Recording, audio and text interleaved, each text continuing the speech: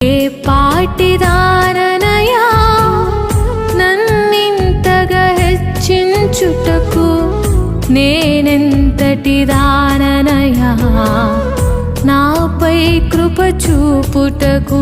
నా దోషము భరించి నా పాపము క్షమించి నన్ను నీలా మార్చుటకు కలువరిలో మరణించి ప్రేమించే ప్రేమామయుడా, నీ ప్రేమకు పరిమితులేవి.